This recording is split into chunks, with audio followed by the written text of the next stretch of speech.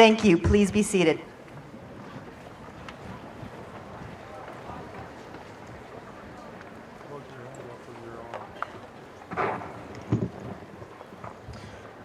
Welcome.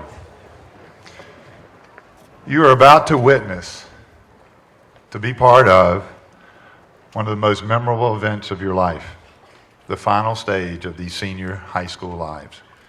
They have accomplished so much in such a short time that it makes me wonder what they have in store for us. I, for one, am anxious and excited to see what discoveries they make and what positive impacts the group will have on our world. Once again, welcome to the graduation of the class of 2013.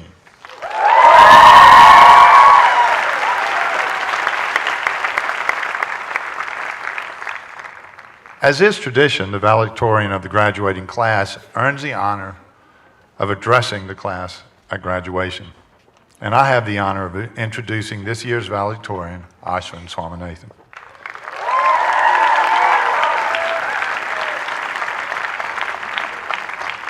I would like to share a few words of wisdom that I received from faculty members and Ashvin's advisor, Dr. Jashan. I asked about Ashvin, and this is what I heard. I heard that Ashvin's true passion in life is music. Wait a minute. I heard that Ashvin's true passion in life is research. Oh, no, that's not right. I heard that Ashvin's true passion in life is Latin.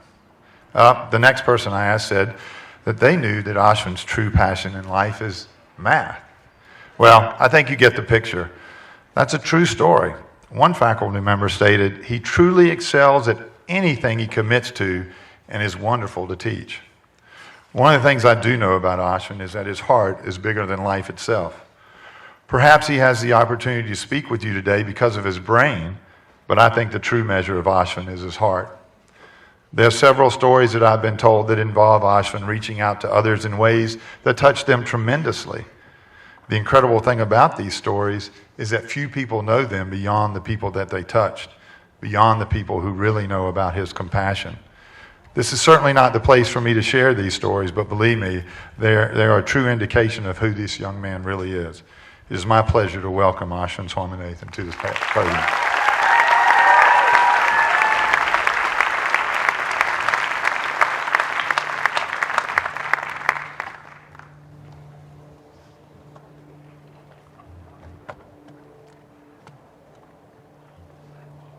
Mothers, fathers, guests, faculty, staff, administrators, and of course, my fellow graduates of the class of 2013. After an arduous yet ultimately enlightening journey, we are assembled here today for one last time to celebrate not only the pride we take in our triumphs, but also the lessons we have learned from our defeats. On this wonderful day, as we graduate, let us not forget how blessed we are to have had our lives touched by the love and friendship of our dearest classmate, Jackie, our inspiring teachers, Miss Middlestead and Mr. Neer, our brilliant counselor, Miss Paget, and our beloved visionary, Mr. Nichols. You may think that I have been chosen, as the Latin verb valedicere means, to say goodbye to you all because of my academic excellence. But in my mind, I'm standing here today because I have managed, without fail, to propel myself forward, even though I have fallen flat on my face in a good 2/3 of the endeavors I have pursued thus far. Indeed, what makes me so proud of our accomplishments is our ability to prevail in the adversarial situations that have, in some way or other, beset every one of us. I came into this world 17 years ago, littered with health problems. After having had several febrile seizures, my pediatric neurologist gave me, a mere toddler, quite a dire diagnosis. He told my frightened parents that at the age of 5, my cognitive skills would be that of a 2-year-old. How I wish this neurologist were now in the audience.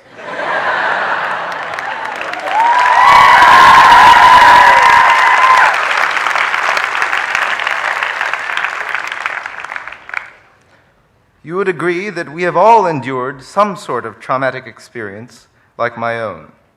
So the question that remains unanswered here is, by what means did every one of us manage to triumph over our tribulations? The answer is trivial, but perhaps just so obvious that we take it for granted and dismiss it as we do the universal law of gravitation. Let me give you a hint. Teenagers affectionately refer to them as pests. I mean our parents. The people who, to start with, have given us life, who have spent a fortune to give us a wonderful education, and who will, in the coming years, drain their wallets in paying for that rather expensive experience called college. But in addition to merely providing us with an endlessly expansionary fiscal policy, their unconditional love and support are the iron girders upon which we have laid out our dreams. I was terrified that I would lose this support when my own mother was diagnosed with cancer 3 years ago.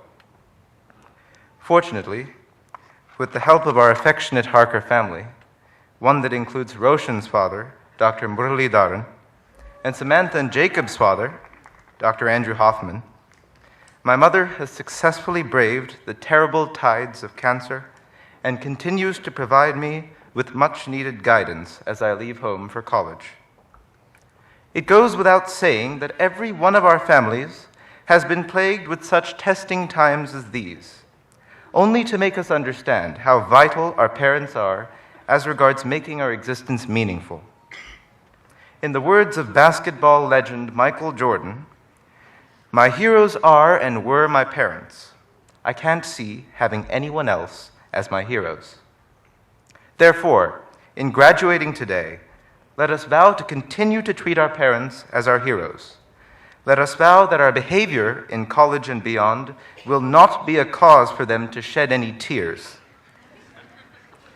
And let us vow not to neglect them at any time, but especially in their old age when they need us most.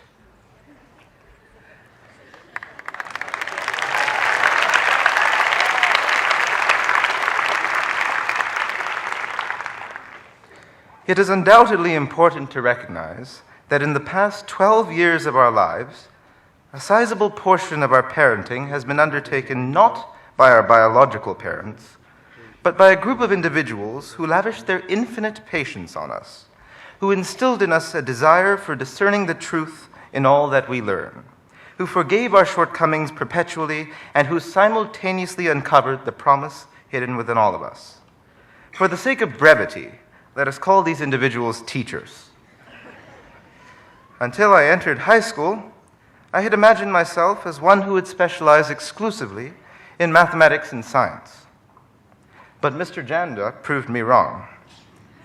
In his world history class, we certainly did amass quite a comprehensive understanding of the historical events that have shaped our geopolitical stage in these past millennia. My apologies, Mr. Janda, but I have no doubt forgotten a goodish bit of the similarities and differences between Imperial Rome and Han China.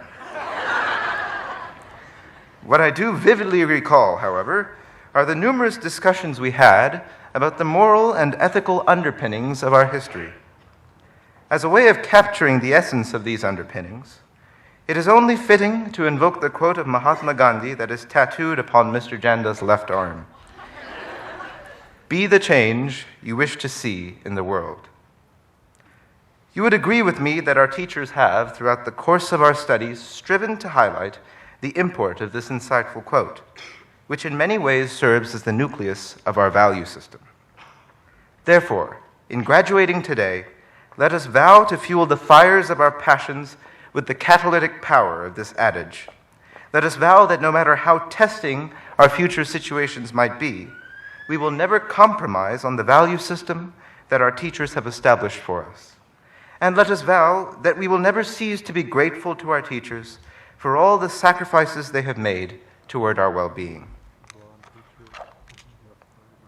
For a moment, let me direct your attention to what has arguably been the most heated debate in our school, one in which members of our community have taken to reproving each other for possessing a tendency to indulge in unhealthy competition. You might very well jump out of your seats and exclaim, "Ashvin, you are guilty as charged." It is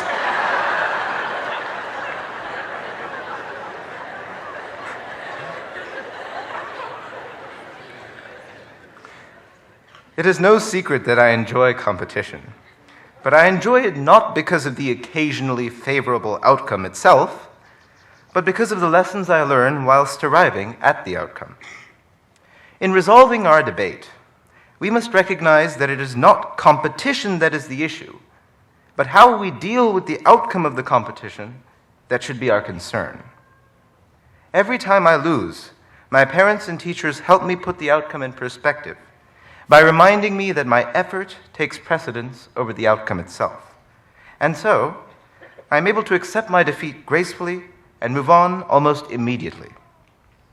Allow me to invoke one of Mr. Keller's poignant remarks in his conversation with the Intel Science Talent Search spokesman at one of our special assemblies. When the spokesman asked whether our school placed great emphasis on winning awards, Mr. Keller retorted, "No, we are about the process." It needs no mention that every one of us is in accord with Mr. Keller on this point, but somehow, in the heat of the competition, we seem to lose sight of this important observation. Now, you might say, "Ashvin, that's all very well about the significance of the process, but what if one hardly ever wins?"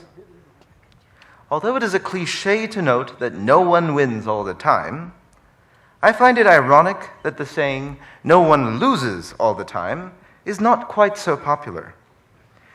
We must recognize that every one of us has been gifted with a unique palette of talents, and that it is our responsibility, with the aid of our loved ones, to uncover that palette and use it to paint a successful future for ourselves.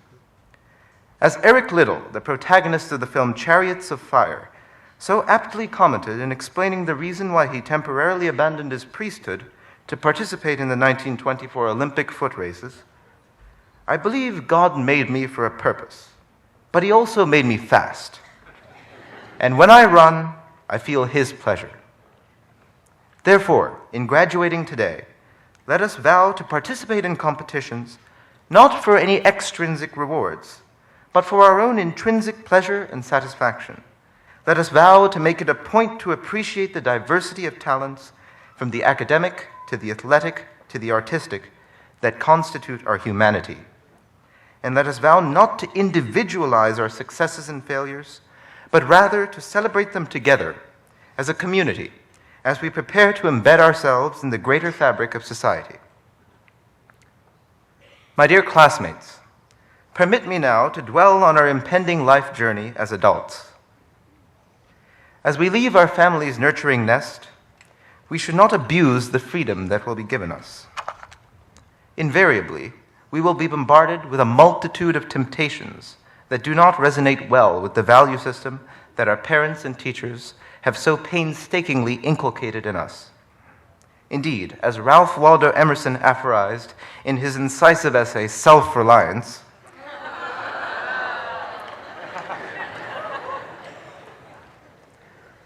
to be yourself in a world that is constantly trying to make you something else is the greatest accomplishment.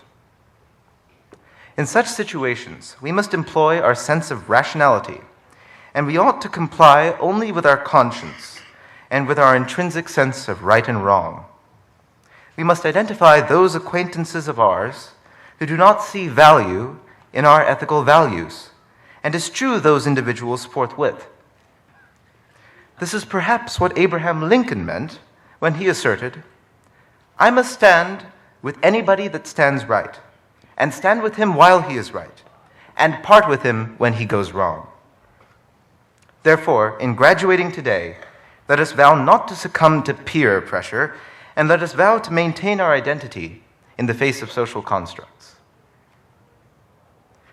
I would now like you to consider extending this notion of social nonconformity to deal with the issue of modern materialism.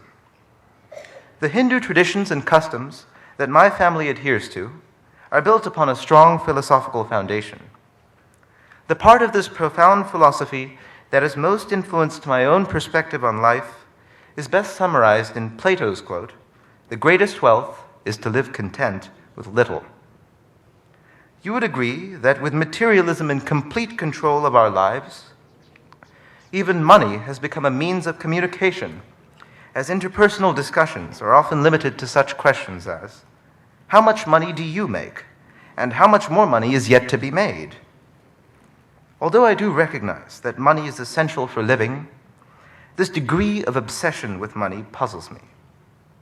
In lauding Grigory Perelman, a young mathematician who turned down a $1 million prize awarded him for his settling of a major open problem in mathematics, Fields medalist William Thurston made this startling observation about human needs. Our true needs are deeper, yet in our modern society, most of us reflexively and relentlessly pursue wealth, consumer goods, and admiration. We have learned from Perelman's mathematics. Perhaps we should also pause to reflect on ourselves and learn from Perelman's attitude toward life. Therefore, in graduating today, let us vow to ride the waves of minimalism to attain Plato's heightened sense of wealth. And let us vow to share our leftover resources with those who are not as fortunate as we are.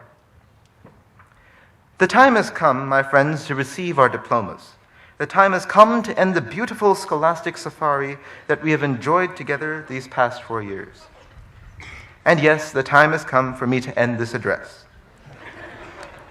Before I do conclude, let me present you with Mother Teresa's Hitchhiker's Guide to Leading a Happy and Virtuous Life. People are often unreasonable and self-centered. Forgive them anyway. If you are kind, people may accuse you of ulterior motives.